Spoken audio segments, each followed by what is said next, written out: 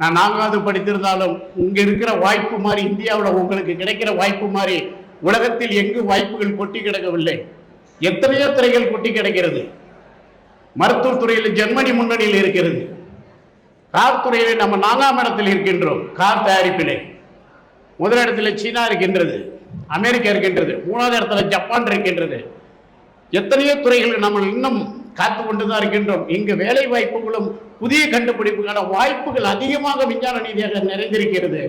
உங்கள் கையில் இருக்கும் விலை உயர்ந்த ஆப்பிள் போன் ஒரு அமெரிக்காவது, ஒரு சாம்சங் போன் தாய்லாந்து, இந்த மாதிரி எந்த ஒரு பொருளை எடுத்துக்கிட்டாலும் நம்ம இந்தியாவுதுன்னு பார்த்தா ஓப்போ, விவோ, அதுவும் 60-70% எங்க சீஃப் கெஸ்டுக்கு தெரியும் சைனாவை சேர்ந்தது. Partnership China.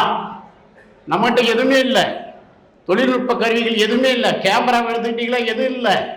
உங்களுக்கு வாய்ப்புகள் கொட்டி கிடக்கு உருவாக்கி கொள்வதற்கு. அப்படி உருவாக்குவது தான் நம்மளுடைய லேப்டாப் எஸ்எஸ்என்